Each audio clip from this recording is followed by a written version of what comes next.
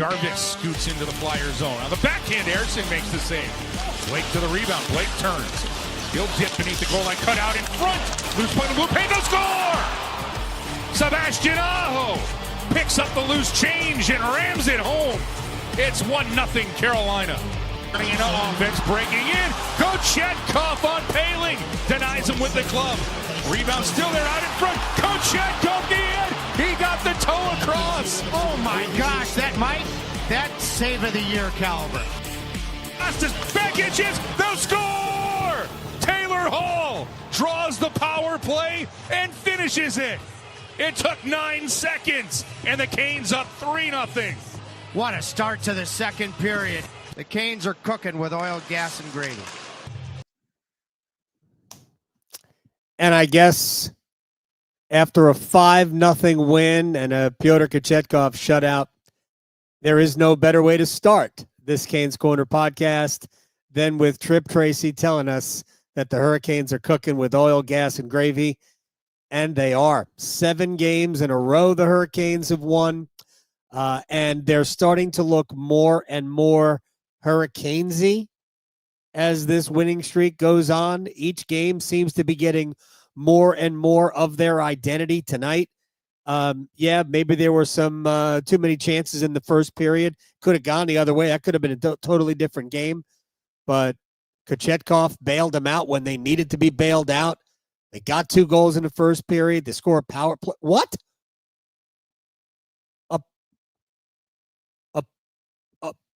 A power, what? What is that? A power play goal from Taylor Hall, 9 seconds into a power play, 19 seconds into the second period. They scored, what did they score? 22 seconds into the second period yesterday. Yesterday against Detroit to tie up the game. Remember, they were trailing 1-0 after a great first period. Got nothing out of it. Then you had the DeBrincat goal. And forget who it was now who scored 22 seconds into the second, but that tied the game tonight. Taylor Hall on the power play, backdoor, tap in, after Aho pounced on a rebound, after Blake found Gostisbehere for a shot. We got a lot of stuff to get to. I mean, so many good things tonight, right? All of it good. There's nothing negative tonight. I'm not even going to be negative about the first 2 power plays, which didn't score. Because, you know what? The power play isn't good. But it has shown signs. I said this against Detroit. They only had 2 power plays against Detroit. Second one was good, just didn't score. And sometimes you just got to build on it. Now, I'm not saying they built on it. They were 1 for 4 tonight. But I like the power.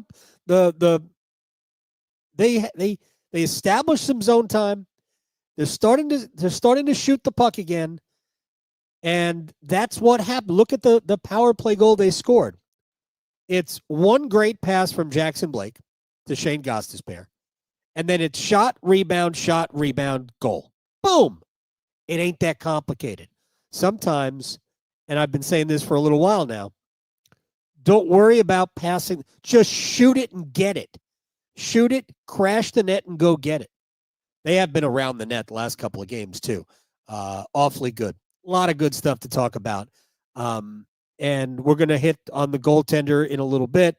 We're going to hit on the new guys. I feel bad for Logan Stankoven, and he had a great goal, but it was taken away because Jordan Staal couldn't stay outside. And we're going to hit on the other new guy, the young new guy. Well, Stankoven's young, too. Tons of stuff. All right, let's get to, well, why don't we start this little section of this. I'm going to give you, first I'm going to let you hear something, and then we are going to throw some numbers out. Now Couturier with it. He'll turn at the blue line. He'll drop it back for Cam York, and now this shot is right on, and Kochetkov keeps it moving after the Forster offering. Kochetkov has been sharp here early, as he was here early in the win in November. Now Tippett comes in, and Kochetkov uses the blocker and steers that one into the netting. Good stick, Gostisbehere now out front again. Kochetkov pokes it, loose puck, backhand, kept out again, connecting. Can't believe that Kochetkov got a piece. without his stick. So you're out of your comfort zone, and his blocker was snug right up against the post. He's made 3 or 4 great saves on Konechny alone. All right, so for those people who are watching me watch you, I guess, on YouTube, wasn't that fantastic? And again, we're here all the time. Rate, review, subscribe, like, whatever you have to do, share.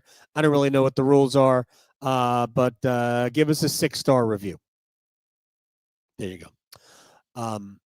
I said in the first intermission of my conversation with Walt Ruff on the radio, I'm not sure that wasn't the best period that Kochetkov played with the Hurricanes.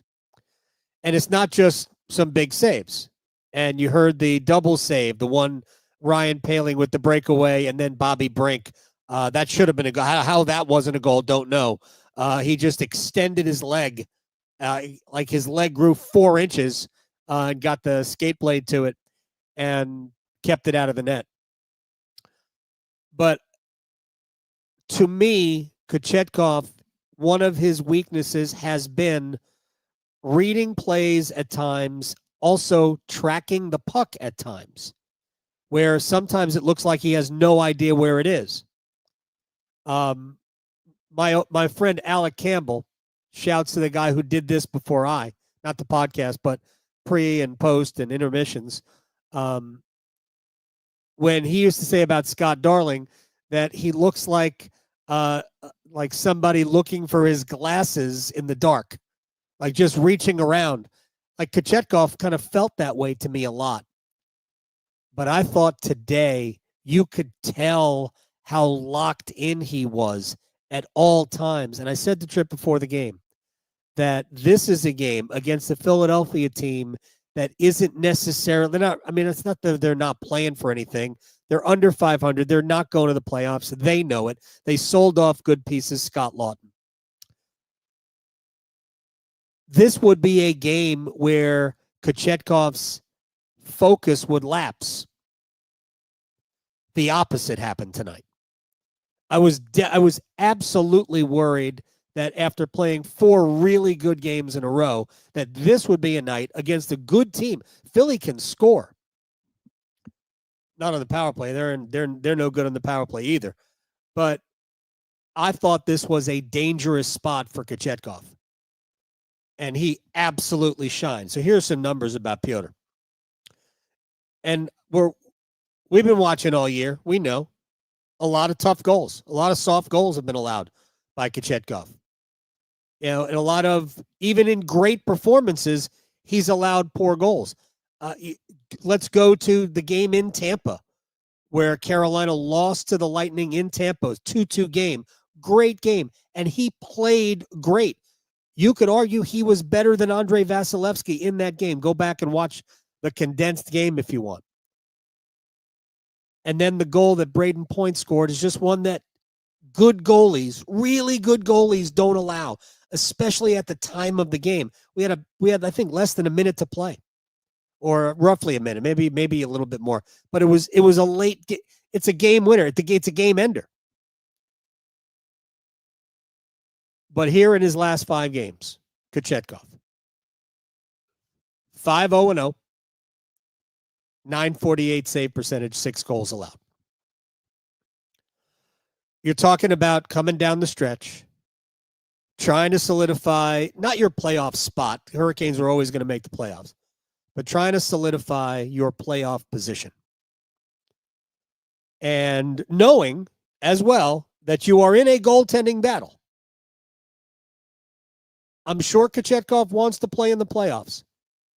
He really didn't get that opportunity last year. He played 1 game. And he didn't play great in that game either. And right now, you can sense that trust is building from the head coach to Kochetkov. You can sense it.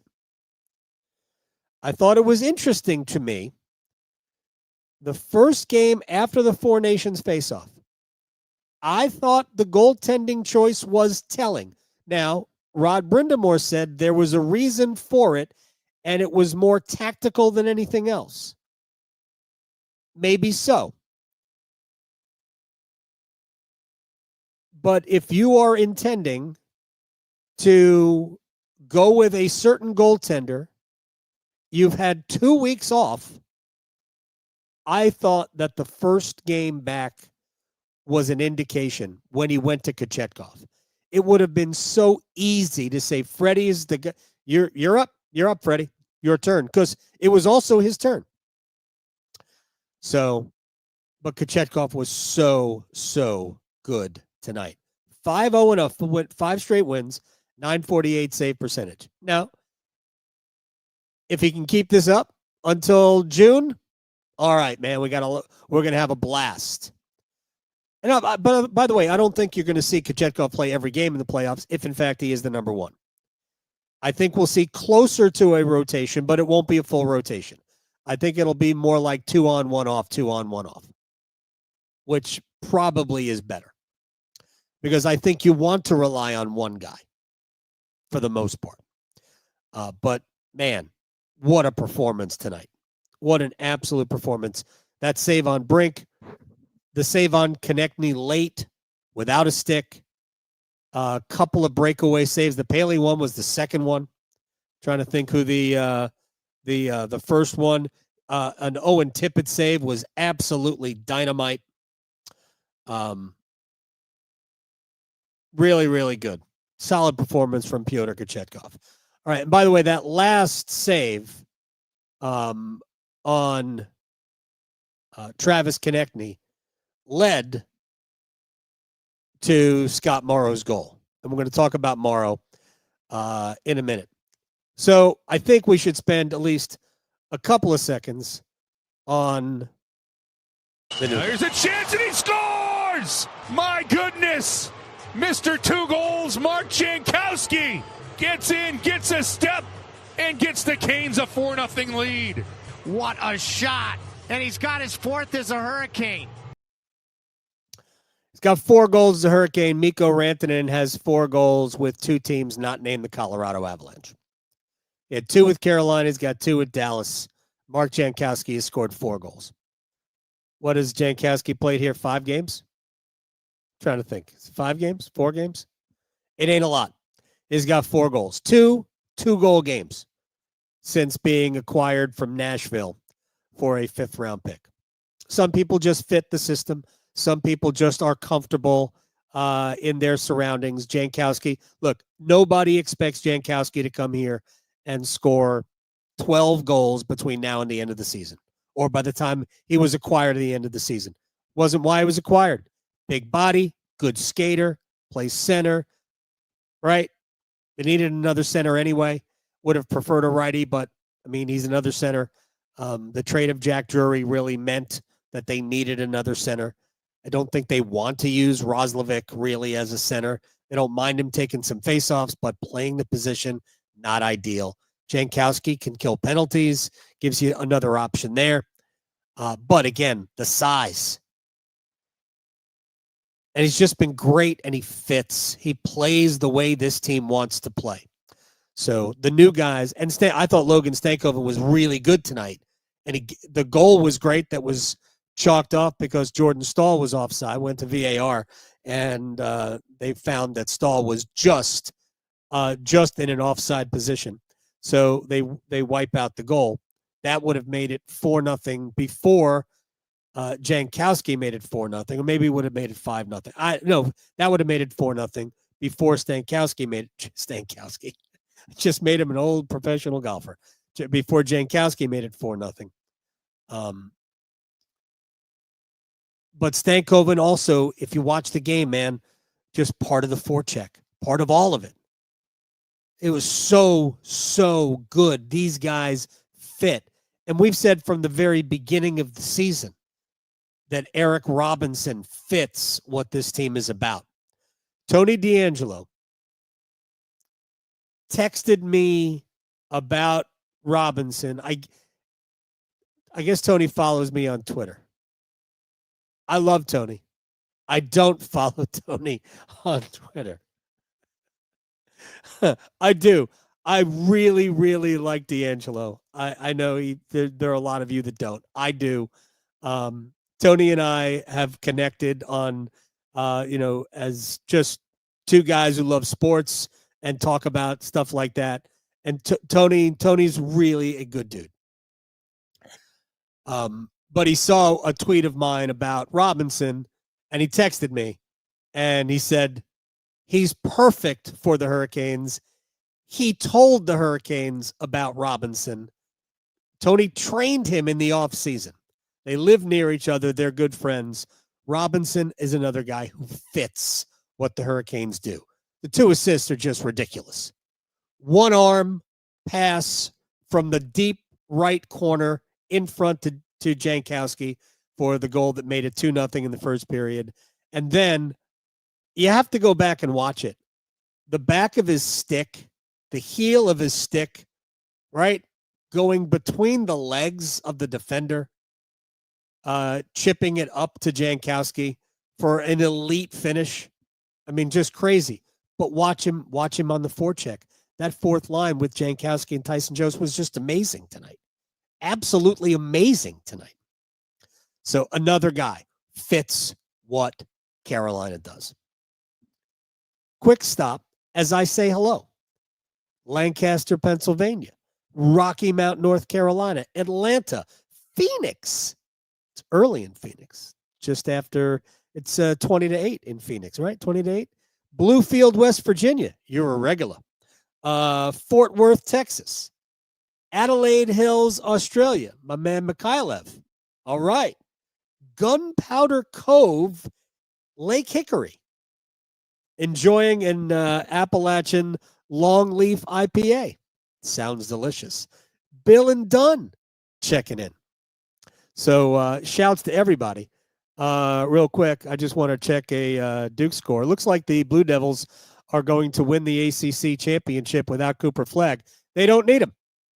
Anyway, they turned around a 5-point deficit, had a 12-0 run, and started to pull away from Louisville.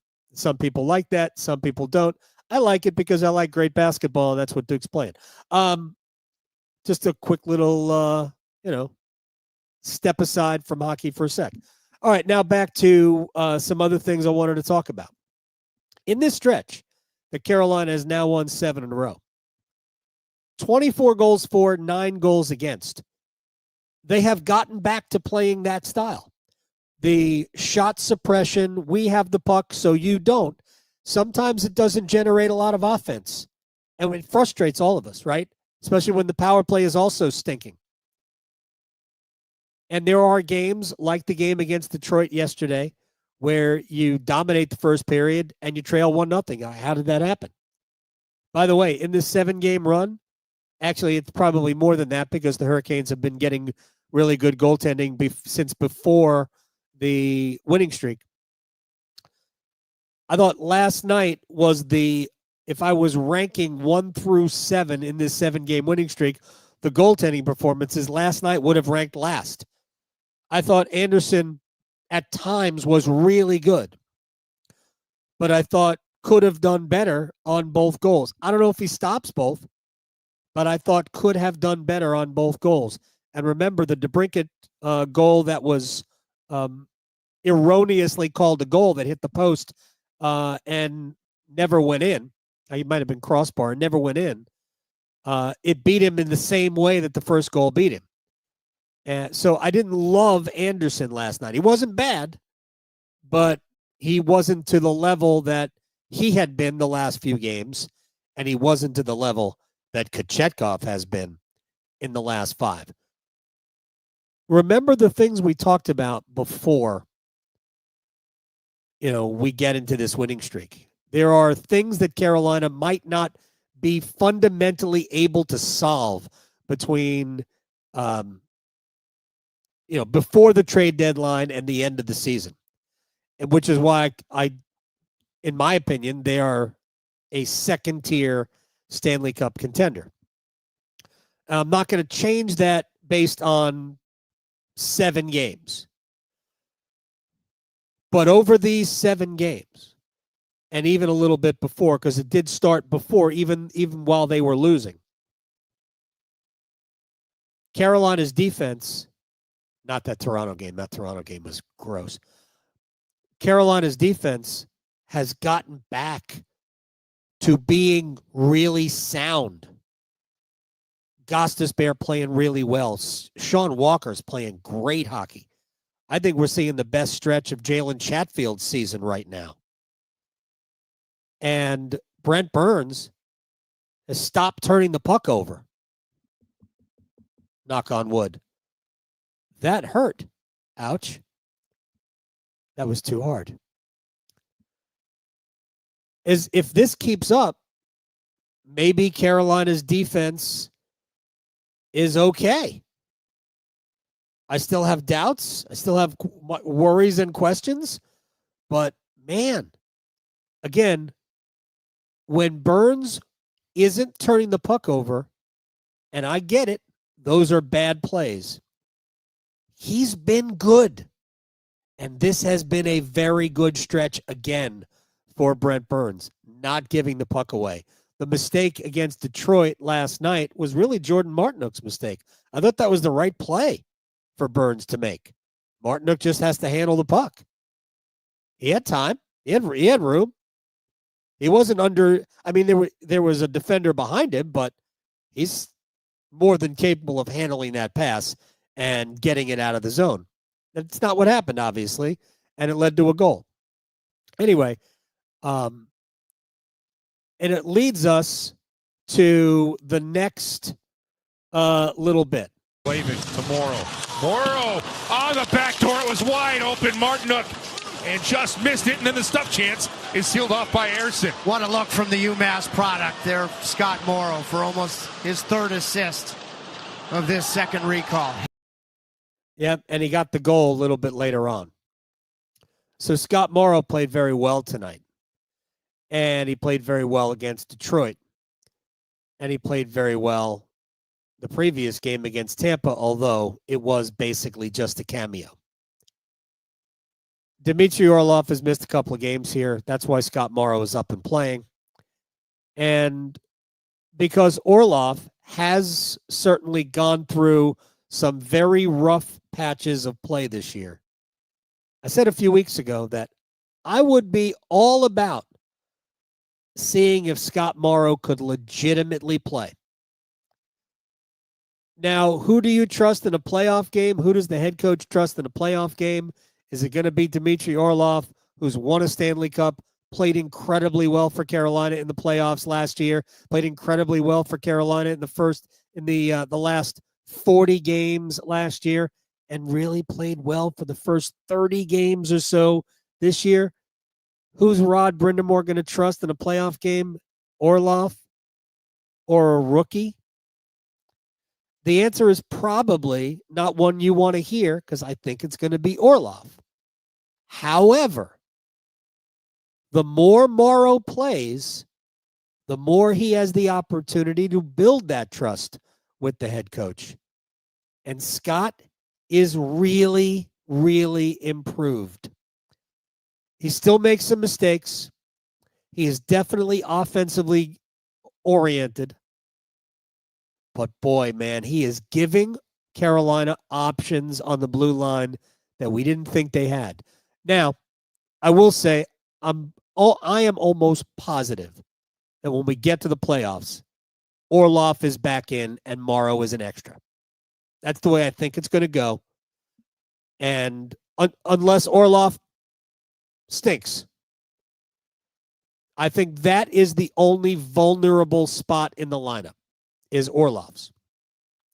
I thought there was a time earlier this year where they might healthy scratch him. Remember, they brought up, I think it might have, it actually, was it Morrow? I think it was Morrow the first time. Either way, I thought they would, it was Morrow they brought up, and I thought they were going to healthy scratch Orlov, but they ended up going with 7 defensemen. Orlov played, and he wasn't bad. He just wasn't great, but at least he wasn't bad. And Morrow just had like 10 minutes, 10 and a half minutes, and 11 and a half minutes the next night. But this stretch where he's had to play, he's been really good. I still think that we're going to see Orlov in the postseason, but think about this for next year. I think it's pretty clear that Scott Morrow is going to be here next year now. You know, barring an injury, I don't even think there's a debate whether or not Scott Morrow is one of your 6 defensemen. We're still likely going to see Alexander Nikishin come over from the KHL at some point. Season ends March 23rd. The playoffs go on for however long the playoffs go on for, and Nikishin wouldn't be available to Carolina until his team is out of the playoffs. They're probably going to end up finishing, I don't know, 2nd, 3rd in their conference. So good chance that we're not going to see Nikishin until mid-April at the earliest. So we might be just seeing him for the playoffs. And I have a hard time seeing Rod scratching one of our defensemen, especially those guys who are playing well, to put in somebody who hasn't played at all. But we know he's going to be here next year. And Morrow's going to be here next year. I'm fairly certain Slavin is going to be here next year. Orlov and Burns more than likely out the door. Both Orlov definitely. There's a slight chance we see Burns here next year. Slight, especially now that he's playing much better. But I still think they probably let him go.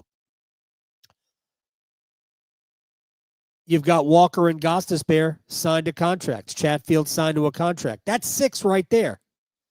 I still would like to see Carolina get a bona fide top right-handed defenseman to play with Slavin. I don't know. Maybe the guy's on the roster. Maybe it's Chatfield. Heck, the way Morrow's can play, maybe it's Morrow. I don't know. So, but Carolina's going to have like $36 million in cap space with like 7 players to get. They're going to be able to go big game hunting if they want. Again, they're not going to do it in free agency. I think it'll be done through a trade, but because they don't like to do the free agent thing, even though they have done it. So Morrow was just awesome. And now I'm just going to gush for just a couple of minutes here. And I want to go back to the time the Hurricanes acquired Mikko Rantanen.